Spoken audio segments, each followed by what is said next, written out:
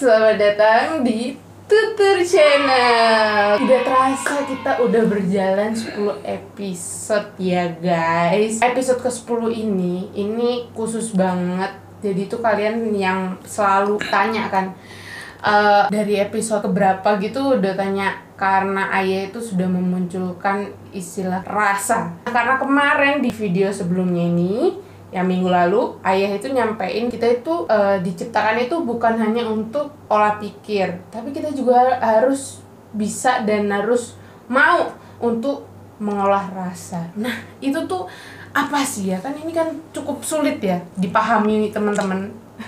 Boleh, Ayah. Jadi yang video terakhir kemarin kan hanya menyampaikan tentang apa itu olah pikir dan olah rasa, kan begitu. Pada umumnya orang itu mau masuk atau melakukan lebih banyak pada hal yang disebut dengan olah pikir. Iya. Kan itu. Nah, olah pikir itu banyak tempatnya. Artinya begini,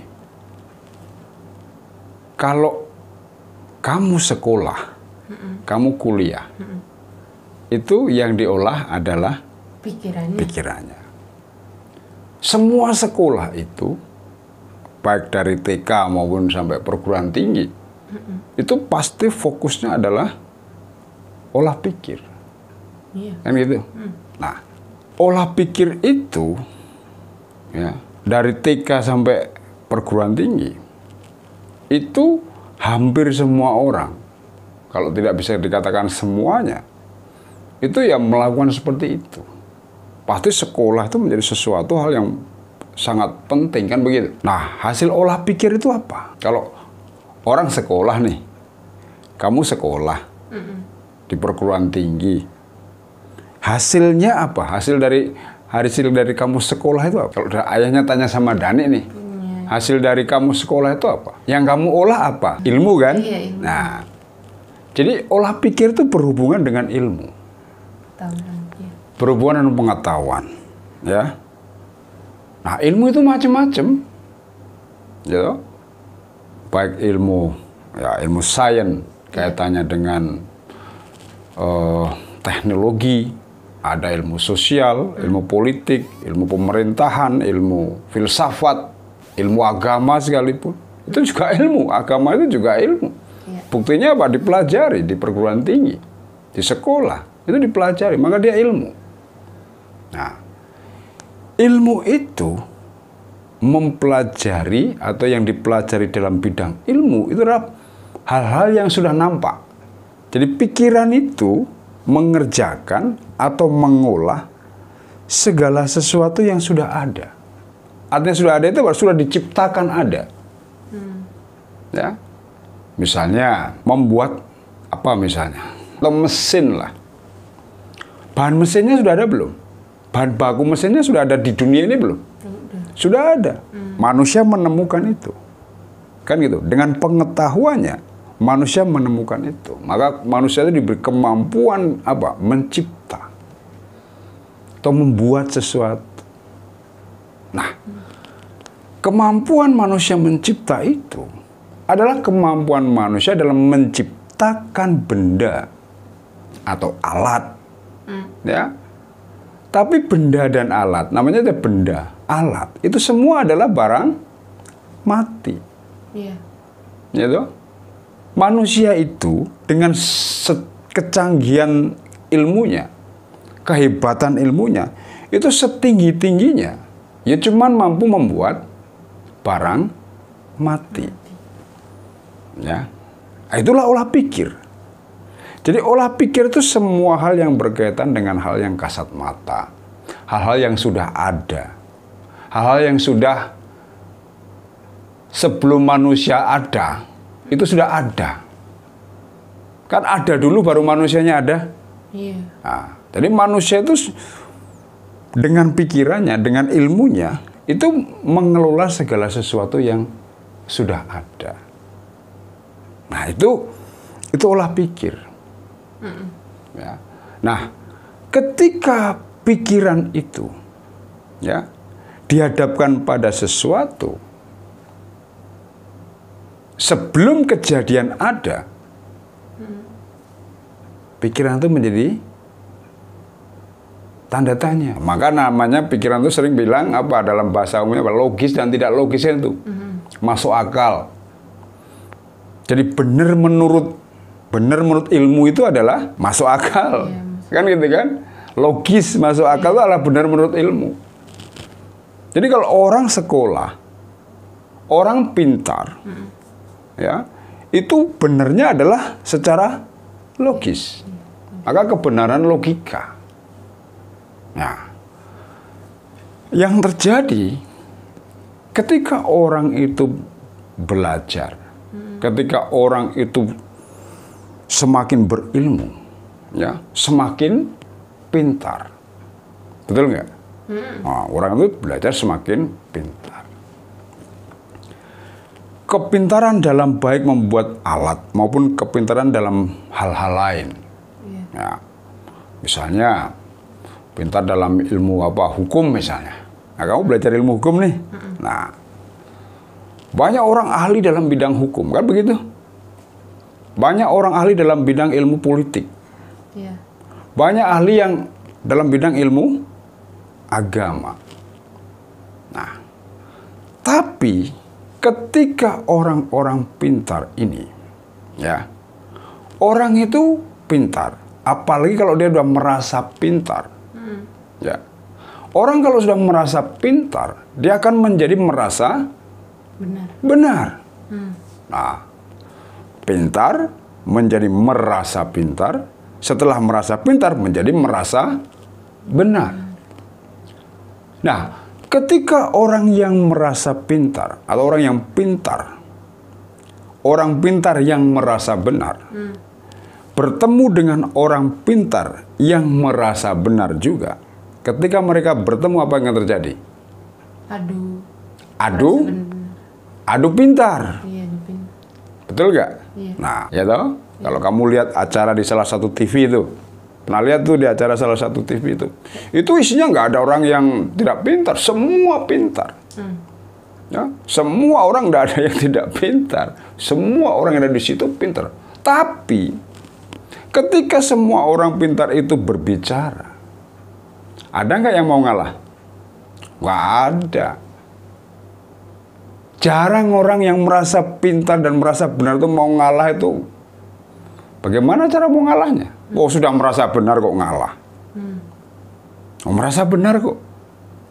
Maka yang terjadi adalah keributan atau perdebatan. Nah, keributan atau perdebatan itu apakah itu menimbulkan ketentraman? Enggak. Tidak. Apakah menyelesaikan persoalan? Enggak. Tidak. Gitu loh. Itulah ketika orang hanya mengandalkan kepintaran, yang terlalu meyakini yang namanya kepintaran. Karena kepintaran itu, kepandaian itu tidak akan mampu menyelesaikan persoalan dalam kehidupan. Itu nggak akan mampu. Sehebat apapun orang, sepintar apapun orang, ya, ketika dia harus bertemu dengan sama-sama pintar, tidak akan pernah menyelesaikan masalah. Yang terjadi adalah rebutan. Rebutan apa? Rebutan benar. Loh, benar kok dipakai rebutan? Nah, itu yang menjadi persoalan. Benar itu kok jadi rebutan? Wong benar kok jadi rebutan? Kan aneh. Benar itu harusnya diperebutkan atau diikuti? Diikuti. Kalau tahu yang namanya benar. Tapi karena keduanya itu hanya merasa benar, maka yang terjadi adalah perdebatan. Jadi kalau kamu lihat dunia ini ya, dunia ini isinya orang-orang pintar banyak nggak? Sangat banyak. Ya. Orang ketika hanya mengolah pikir, yang timbulnya adalah pintar, ya, kemudian merasa benar, ya, itu mempunyai tendensi atau kecenderungan untuk apa? Kalau orang pintar terus hasilnya apa? Minteri. Kan betul? Benar. Nah, karena dia pinter terus minteri. Kalau dia sudah merasa hebat akan menguasai. Iya. Itu terjadi di dunia ini. Misalnya negara yang besar menguasai negara yang kecil. Kan begitu kan? Negara yang kuat menguasai negara yang lemah. Itulah hasil kepintaran. Nah, kalau kepintaran itu dipakai patokan, dunia ini damai nggak? Pasti tidak. Nah, sekarang ketika dihadapkan pada situasi seperti saat ini misalnya, corona kan gitu. Bagaimana orang-orang pintar itu menghadapi corona? Yang dipakai apanya? Ilmunya. Pikirannya. Kan gitu. Wah, ini ada wabah namanya corona. Kan gitu kan? Ada wabah namanya corona. Orang-orang ini berpikir, semua berpikir untuk bagaimana mengatasi corona. Kan gitu? Nah, karena itu dipahami dalam olah pikir, maka yang dilakukan juga semuanya hubungannya dengan apa yang nampak.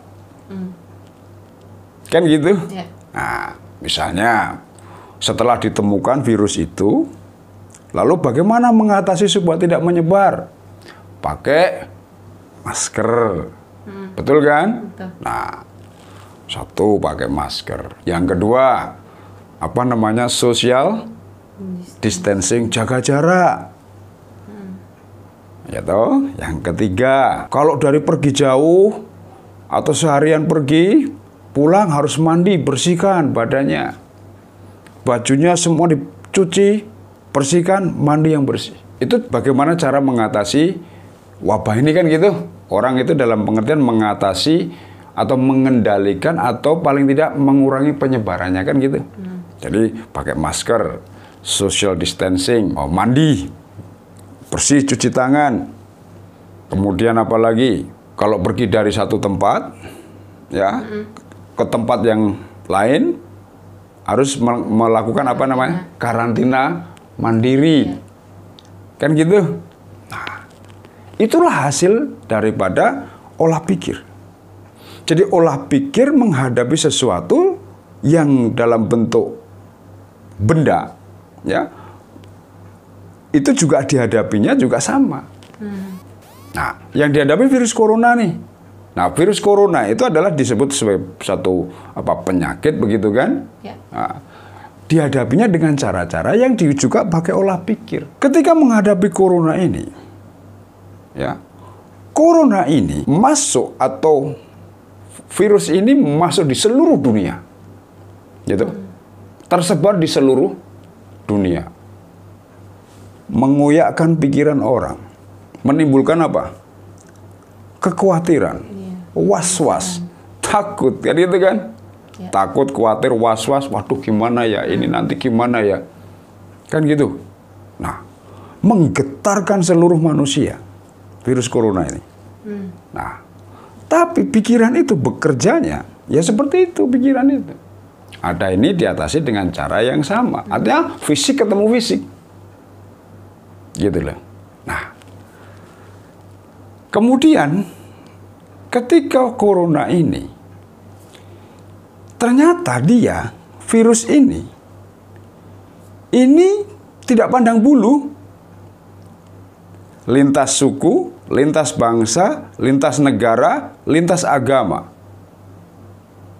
lintas budaya. Betul kan? Ya. Nah, ini fenomena alamnya yang terjadi. Nah, kemudian ini juga tidak hanya menghinggapi orang tertentu. Anggaplah kalau bahasa umumnya menanggapi yang atau virus itu hanya menempel pada orang, anggaplah orang kecil begitu. Enggak. Semua orang ya berpotensi untuk dihinggapi corona. Betul nggak? Ya. Nah, fenomena-fenomena ini pikiran menjadi bingung. Ini ada apa ya? Kan gitu tuh. Ya. Kok begini ya? Nah, tapi tidak ketemu jawabannya. Ini gimana ya? Pikiran itu jadi bingung. Jadi orang menjadi khawatir, was-was. Kekhawatiran dan was-was menimbulkan ketakutan. Ketakutan, was-was dan sebagainya menimbulkan apa? Benturan. Itu yang terjadi kalau kita amati ya. Nah, itu kira-kira orang yang hanya fokus pada olah pikir saja, ya, itu hanya mampu memahami hal yang di luar. Nah, ketika tidak masuk ke dalam, pasti orang tidak akan menemukan jawaban kenapa fenomena ini terjadi seperti ini dan apa maksudnya. Itu tidak mampu membaca, tidak mampu memahami itu. Nah, itu kira-kira. Ya. Untuk olah pikir aja cukup banyak ya yang harus dipahami gitu kan. Ya. Jadi kalau olah rasa sendiri gimana? Olah rasa sangat berbeda. Ya. Orang yang berolah pikir saja dengan orang yang berolah rasa, rasa dulu baru pikir, bukan pikir dulu baru rasa. Itu berbeda. Ya. Karena olah rasa itu mengolah diri, memahami diri, merasakan dirinya sendiri. Baru keluar melihat yang di luar. Melihat fenomena yang terjadi, itu dipahami ke dalam. Ya. Kenapa begini? Lalu bertanya di dalam diri. Apa maksudnya ini? Gitu loh. Nah, orang yang mengolah rasa, ya, itu memahami setiap fenomena itu dalam dua sisi, luar dan dalam. Kalau dalam bahasa Jawanya itu digelar, ada yang digelar, ada yang digulung, ada yang terlihat, ada yang tidak terlihat, ada yang nampak, ada yang tidak tampak. Kok yang nampak begini, yang nggak nampak seperti apa? Kok yang digelar seperti ini, digulungnya seperti apa? Itulah olah rasa. Ya, nanti lain waktu ayahnya jelaskan lagi. Ya, kenyang malam ini ya, sumbernya juga. Oke, jadi kalau misalnya pada masih bingung, nonton lagi, pahami lagi, di back gitu. Intinya begini, apa yang ayahnya sampaikan ini tidak mudah. Sekali lagi itu tidak mudah. Ya, kalau hanya sepintas itu bisa bingung. Apa yang ayahnya sampaikan itu tidak mudah. Ya, jadi harus betul-betul pelan-pelan, mencermatinya pelan-pelan. Tapi kalian jangan gelisah gundah gulana, karena saya sebagai anaknya juga itu butuh lama banget ya. Karena tiap hari diomongin itu terus sampai sudah pernah ngomong. Jadi pokoknya kalian juga jangan pernah bosan, karena ini benar-benar bermanfaat. Kalau kalian udah menemukan itu, kalau dari aku sendiri sih the best banget sih rasanya gitu. Pokoknya benar-benar harus dirasakan, bukan dipikir saja gitu. Oke, kalau kalian suka sama video ini, kalian like, kalian share ke teman-teman kalian, dan jangan lupa komen di bawah. Kalian misalnya mau request apa, atau kalian ada kebingungan apa, atau kalian boleh personal chat kalau misalnya kalian malu, ya kan? Dan jangan lupa terakhir, tuturin aja. Bye-bye.